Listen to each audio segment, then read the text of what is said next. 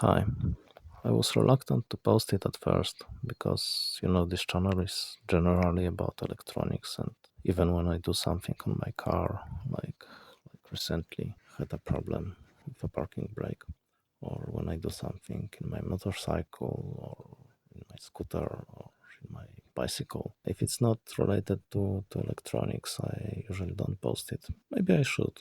Maybe it's time to rethink what this channel should really be about and what should go here and what shouldn't. And recently something happened to me when I was driving. You can see what appeared on my dashboard.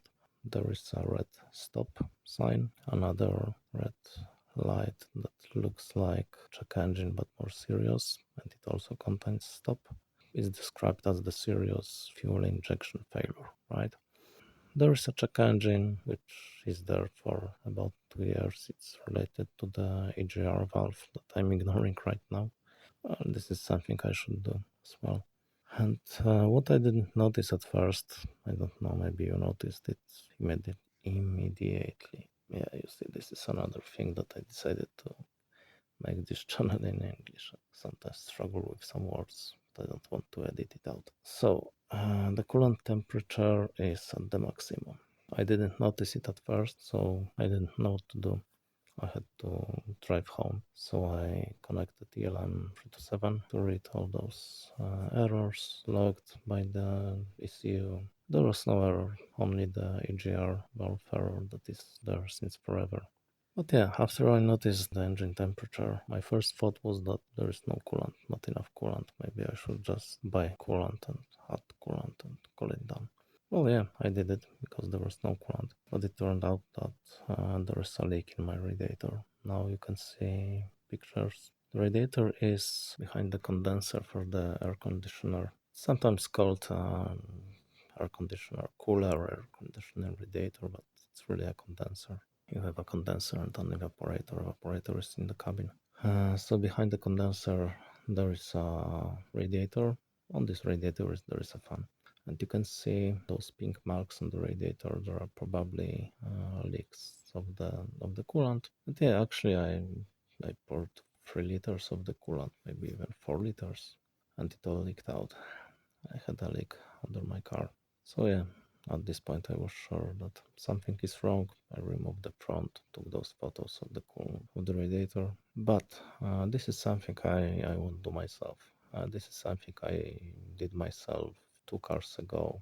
I don't have a proper workshop for it. I don't have a convenient means to go under the car and just do it properly. So if you're a hobbyist mechanic, you can always try doing those things. For example, that's why I work on my bike and my scooter, because I don't really need them right now. When I do them, they will be done. But I really, really need this car.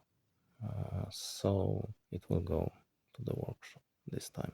So yeah, I don't know if you learned something from this video, probably not much. It's just that when you drive a Renault, because in other cars it can be something completely different. If you drive a Renault and this stop, what I learned is that this red stop is or should be always brought up with other controls. So it shouldn't appear alone. And yeah, indeed, it sometimes appears with a brake system. Well, it didn't appear to me with a brake system light, but it appeared with this more serious check engine like light. So what you should do? Well, you should stop at this point and investigate because it's potentially damaging to the engine.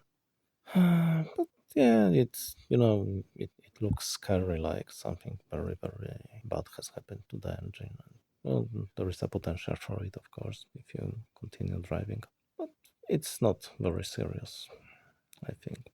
Now I have to find the manufacturers of those radiators because some companies do good radiators, some companies do cheap radiators, and I want to be more conscious about what's being put in my car. Find some workshop because, to be honest, I have this car for like 2 years, 3 years, and everything I did on it, I did myself.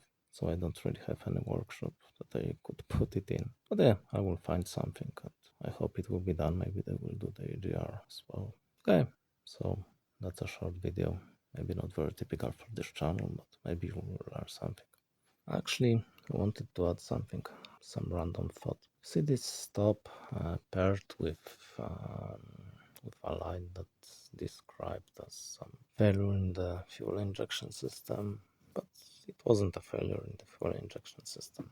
So maybe you shouldn't always trust all those indicators. I remember one thing when I was working on my motorcycle. It's a Suzuki Hayabusa first generation. There's a long story to it because there was a failure with the O-ring in the fuel pump. I didn't know it, so I suspected some sensor first. Now I would just check the fuel rail pressure because it was 1 bar, it should be 3 bars.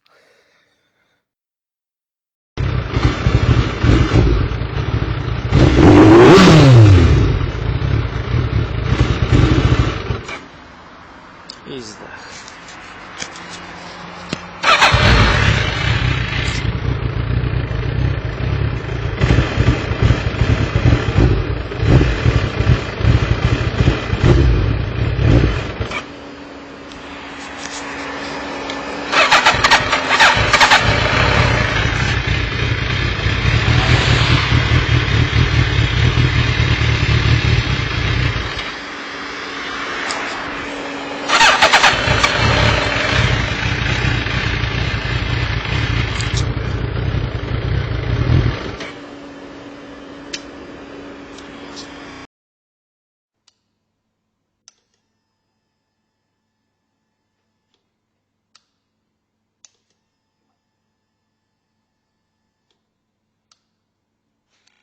But yeah, I disconnected everything, reconnected everything, still didn't work. Then found the broken O-ring, fixed it, and well, the bike worked on low RPMs, but on high RPMs it went crazy. There was some fire from the exhaust. I will find and post a photo of it because I took a picture.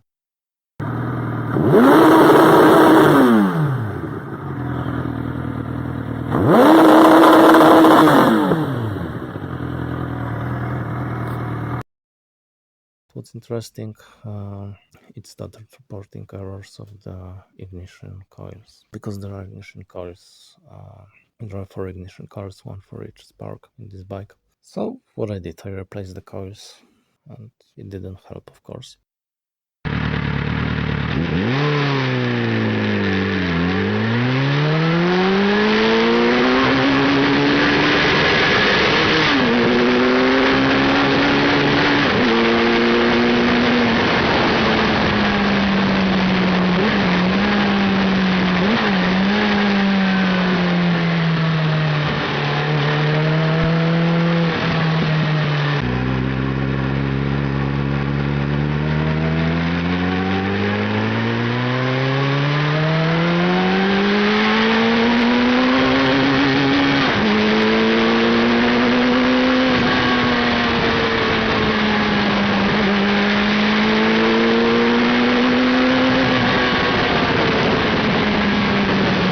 What it was, you won't guess, or maybe you will guess if you're an experienced mechanic. Actually, I asked an experienced mechanic then, and he didn't know, but he figured it out after, I don't know, a month after I asked him. The problem was that I connected there are some sensors in the bike, right? One of the most important sensors is the crankshaft position sensor. There is also a camshaft position sensor. It's something else. It's really used only when starting this bike. Then you can disconnect it and it will work only using crankshaft position sensor. Or it tells the computer the actual face of the crankshaft, angle of the crankshaft. Maybe it should be a better word. So the camshaft position sensor resets the counter, and then probably, I don't know how the code works, but what I think is that the camshaft position sensor resets the counter, and then the crankshaft position sensor increments the counter, and the computer keeps track of the angle of the camshaft, really, because you have 2 rotations of the crankshaft for 1 rotation of the camshaft. But yeah, the engine knows what is the current state of the engine, which pistons are in the top, that position, that's there and stuff. And it calculates injection and ignition times based on that. So what I did, when I connected everything, I connected this sensor backwards. So it sent the signals that were, there is a flywheel there with teeth, metal teeth, normal metal teeth, right? And when the teeth approaches the sensor, it sends a signal in one direction. When the teeth leaves the sensor, it sends the signal in another direction. It's a simple magnetic thing. The sensor contains a magnet. Never mind. But the signal was inverted because I connected it backwards. So the computer had a bad idea what's going on with the engine, what state the engine is right now, what is the angle. And it works on low RPMs. Maybe the tolerance was enough. The ignition was retarded or advanced, I don't know. But on higher RPMs, it started to be a problem. The engine misfired, and then it reported the error of the spark coils. Why? I don't know. Maybe it measures the ionization of the chamber. I have no idea, really, because it's possible that it does so. But what I learned is to never blindly trust the error codes reported by the computer. It's just some indication, but it can be completely wrong. This video that should be short is getting bloody long, but there are some things I wanted to say when I recorded. Another thing is that, I usually don't trust professionals. So I don't go with my motorcycle to the mechanic. When it comes to motorcycles, I know a really great guy who I would trust with my bike, but I don't need to put my bike to the mechanic because I do everything myself because I know how to do it. I learned how to do it. But when it comes to the car, I think I would replace this radiator. It would take me some time, but I would do it. But I think there is a point when you have to just look some guys up online, read the reviews, trust your instincts, and just trust someone to do it better than you would do it and to do it faster than you would do it. Yeah, okay, so yeah, I know it's a long rant. You don't have to watch it, of course, but this is just something I wanted to share. Thanks for watching.